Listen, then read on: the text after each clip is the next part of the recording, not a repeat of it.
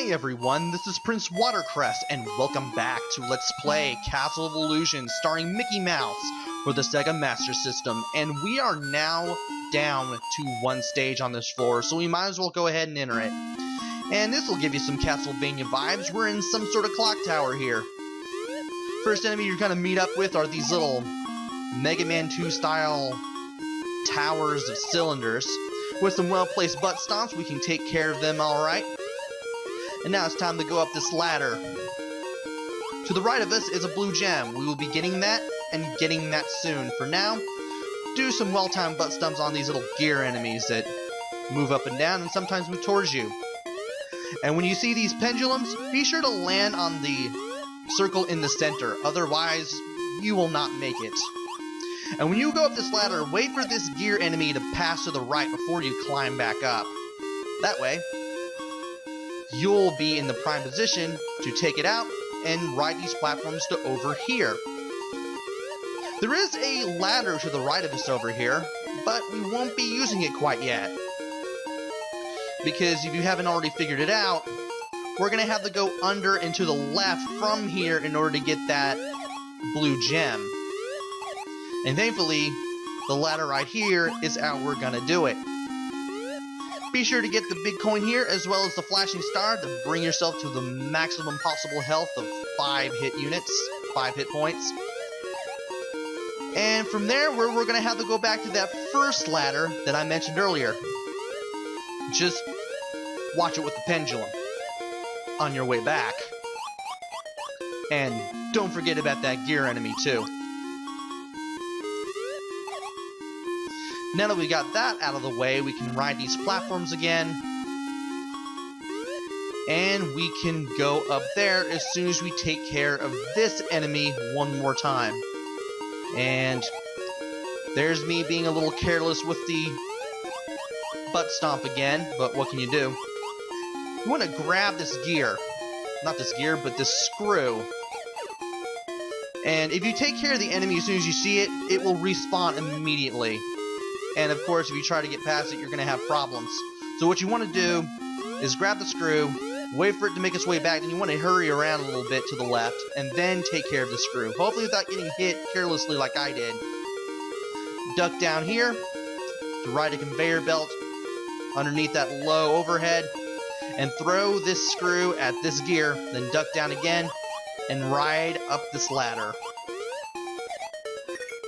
There's a piece of cake for an extra hit point if you need it. Don't necessarily need to get rid of that flying bird machine with the screw, but it helps. From there, you want to be patient with these platforms. They may show up earlier or later than they do on this video. You just gotta be patient with them, because you never know when they'll show up. The timing on them might be a little different. Take care of this bird robot, and you want to leap to the right from this platform, the stationary one, not the moving one. That way you can bounce off of that bird robot and then take care of that grandfather clock and climb down here. You'll be taking another ride on the pendulum, so you want to be careful with that. Can't believe I made that jump. Be sure to throw the screw here at the clock and not the birds that come out. They can be rather interesting with their flight patterns. And then go down this ladder. Got a few more conveyor belts to take care of. You want to wait for this gear enemy to start making its way to the right so you can grab that screw. It is a bit of a close shave there, grabbing that screw, but it can be done. Also, I'm pretty sure there's a piece of cake in that chest, but it's kind of hard to reach. And here's the 5th boss of the game, this little grandfather clock with a face that flies back and forth, shoots gears out whenever you destroy one of them, and will eventually stop every once in a while to try to dive down at you. When it dives down at you, that's when you want to attack it. It is possible to get rid of the gears that move back and forth on the floor in such a fashion that you can get some perfect timing on them, and you can easily avoid them while you're taking care of the boss. Managed to have that work for me throughout the battle, thankfully. And after about 5 or 6 hits, we get this other blue gem. I'm guessing that one we picked up earlier was more of a violet gem than a blue one. So now that we're done with that stage, we can finally climb up this ladder, and we'll finally be at the top of the Castle of Illusion.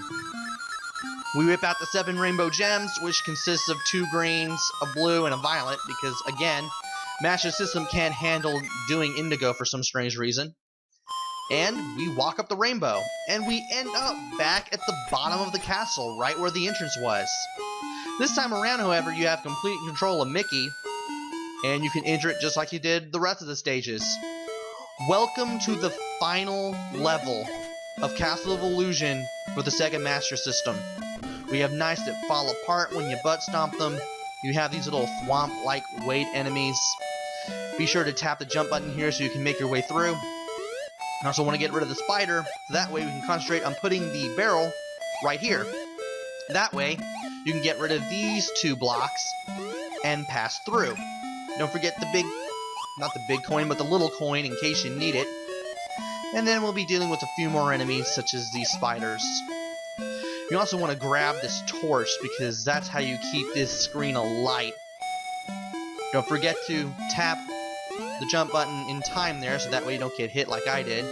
Thankfully, the torch managed to land where I wanted it. And this chest here, it shakes when you get close, and it is a mimic. There are a few of them in the stage, and they can take you off guard if you are not careful. Thankfully, there's a piece of cake there in case you didn't know that first mimic was indeed a mimic. Now here's what you need to do here. You need to hit this platform, get rid of the 2 chests here so that way you can get the treasure. And you do want to get rid of both of these blocks. Strangely, one of them respawns there, and then you're supposed to duck down as the platform makes its way to the left. Thankfully, the little brown murky water isn't completely insta-kill. It does sap away your health. From there, you just want to go up that ladder and get that key, and I managed to drop it into that stupid spider. I should have gotten rid of it first. But thankfully, we have a little bit of health to spare, and I'm able to take that key to that door. And there's another mimic there. Now that we're up here, we're going to have to do some careful positioning to avoid those 2 thwomp-like enemies. And now we're at the top of here where the key was. I want to break these 3 blocks and then break this chest for a piece of cake to refill a part of our health if we need it. And then we want to destroy all of these blocks. Definitely helps. Well, you don't need to destroy the ones on the right, but it does help to get rid of the 4 on the left, so that way you don't have to go the long way to get to this door and unlock it. And from here, we're doing some auto-scrolling. We're going to have to use these little ghosts here as stepping stones to get over here. And from here, we're going to have to wait, and as we do so, we're going to have to duck down, because that's the only way we're going to be able to get underneath this low overhead here. And we're going to have to do it again, but I mess up on the jumps here. I should have not hesitated there. I should have just kept going straight to the right there. Thankfully, I won't have to do any editing, because that's the only time I die in that part. And if it hasn't been obvious to you, the level design here is a bit taxing in this final level. This is probably the one level where the level design will kind of work against you, even if you're a seasoned platform player. And thankfully we managed to make our way over here, and now we're going to have to swim in the water again. Be sure to use the jump button to keep afloat, and watch out for those seahorses. Inside this chest is a piece of cake, but I miss when I try throwing it at the seahorse, but if you paid attention to Pit, you know that there was a piece of cake in there. Be sure to get the 2 coins, if you can, from those treasure chests, and then grab that barrel. You don't need the ghost over there to get to that little narrow platform, but it does help. And after getting a big coin, sadly, there's nothing else there that we can use. We can go through this door, and we continue on with the rest of our journey. Thankfully, that is the last of the auto scroll. Now, we want to get a little bit more stuff, such as some extra health pickups, just a piece of cake. We can go to the left, but you need not go over there. There's nothing really important over there. There are 2 chests here, one to the left and one to the right. If you go over here, it's nothing but a dead end. There's really no point in being here. So you just want to go down the second ladder here because all the other ones just lead straight to dead ends. Now, you want to grab the torch, tap the jump button lightly so you can get over there. Get rid of the chest here to get that piece of cake, and be sure to hit that block we saw earlier up top with the butt stomp. Now here, you want to get to the edge, drop the torch, and then use that as a platform to get to the ladder. If you can position yourself perfectly, you can avoid these ghosts. There is a piece of cake in the chest to the left, but we're not going to need it. Matter of fact, it's more trouble than it's worth trying to get. I'm pretty sure you can go through any of the 3 doors, but I just go through the middle one just because. When you break all of the blocks here to the left, you'll be able to go down here, and you'll be able to face a dragon. You want to toss the barrel here at the dragon's head, and you want to time it so that the dragon spits the fireballs to the left here. That way you can avoid these as you try to get your way to the barrel. When you go for the barrel, you want the dragon to shoot down to the right like that. It is possible to fake a few dumb hits here, so you just want to be very patient whenever possible.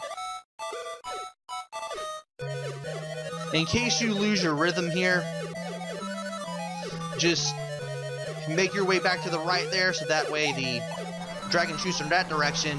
Then when he's focused on shooting fireballs to the right, you just want to head back to the left and then try to throw the barrel at the dragon's head from that platform.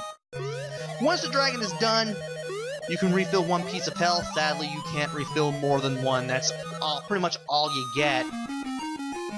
And from here, we face the final boss, Mizrabel. Had to remember her name again. She has these little projectiles that bounce around the walls in 45-degree angles, and it can even go through the little walls at the bottom, which sadly you cannot do. You're going to have to use this torch as a weapon, but you also need it to be able to see where you are in the room. You can get rid of the 2 projectiles, but kind of like the battle with the clock tower boss, she will send out another one if you destroy one of them. Thankfully, I didn't have to do that as I threw the torch at her 6 times while avoiding projectiles, as well as Mizrabel herself. Not the hardest boss battle in the world, but it will drive you nuts a little bit. And by beating Mizrabel, we finally save Minnie Mouse, and that is the end of Castle of Illusion, starring Mickey Mouse for the Sega Master System. Now, we all know that the Genesis/Mega Drive version of this game is pretty good and is worth playing. I mean, I'll admit that, even though it's definitely the harder of the 2, especially if you have no idea what to do when you first start playing that game. This game, again, just like the Genesis version, if you don't know what to do at first, it can drive you nuts a little bit. And even if you do know what to do, the level design of the final level will keep you on your toes. You don't get to throw objects like apples and whatnot at enemies like you could in the Genesis version. You're solely relegated to the butt stomp. But it's still a very nice game nonetheless. And I'm glad that the United States actually got the Sega Master System version of this game. So, if you're needing a good Master System game that'll keep you busy for about an hour or 2, this is a good place to start. It's not the best game. This game can be challenging at times, but it's not overly difficult. And it's definitely a underrated version of a game that's definitely worth playing. So if you definitely need a Disney game for the Sega Master System, this is probably the first one you should consider taking a spin with. And with that, that is the end of Let's Play Castle of Illusion starring Mickey Mouse for the Sega Master System. Had fun making this. Hopefully you had fun watching it. Hopefully I'll be back with another game. Who knows what that game will be. Until then, this is Prince Watercress. Take care. Stay safe. Thanks for watching and see you guys later.